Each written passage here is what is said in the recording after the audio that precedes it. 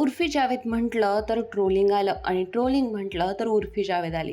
पण बघायला गेलं तर कोणत्याच चित्रपटात उर्फी आपल्याला दिसत नाही. कोणत्याही टीव्ही शोजमध्ये ती रेग्युलरली आपल्याला दिसत नाही. पण उर्फीने तिच्या आगळ्या वेगळ्या स्टाईलने कॅमेरामॅन असू देत किंवा रेड कार्पेट असू देत स्वतःच्या पायापर्यंत खेचून आणलेलं दिसतंय. जिथे उर्फी उभा राहते तिथेच रेड कार्पेट सुरू होतं असं उर्फीचं वाक्य आहे.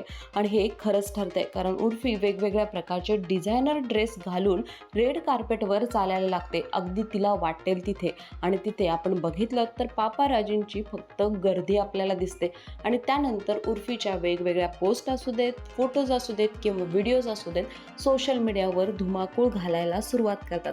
पण आता एक फोटो उर्फीचा जास्त ट्रोल होतोय. त्याचं कारण असं आहे की यामध्ये उर्फीला टक्कल आहे. अशी अवस्था नेमकी का झाली, हिला मानसिक अवस्था बिघडली आहे का, अशा अनेक प्रकारच्या कमेंटसुद्धा उर्फीला येताना दिसतात. उर्फीने एक फोटो पोस्ट केला आहे ज्यामध्ये तिला केस दिसत नाही आहेत. तर उर्फी टकली झाली का, अशा सुद्धा उर्फीला कमेंट आलेल्या आहेत. पण बघायला गेलं तर बऱ्याच जणांना उर्फीच्या या फोटोवर एडिटिंग केलं आहे हे कळलं आहे. कारण उर्फीच्या मानेच्या मागे थोडेसे केस दिसत आहेत, ज्याने कोणी एडिट केलं ते प्रॉपर केलं नाही अशीही कमेंट उर्फीला आली आहे.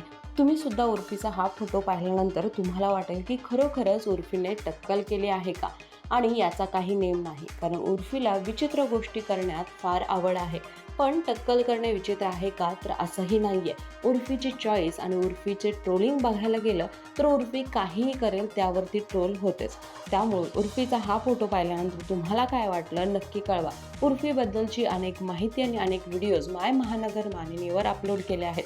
त्याच्या लिंक आम्ही डिस्क्रिप्शन बॉक्स त्याचबरोबर या व्हिडिओच्या खाली सुद्धा देत आहोत. तुम्हाला हा व्हिडिओ कसा वाटला नक्की कळवा. आणि अशाच इंटरेस्टिंग आणि एंटरटेनमेंट स्टोरीजसाठी माय महानगर मानिनीला जरूर सबस्क्राईब करा.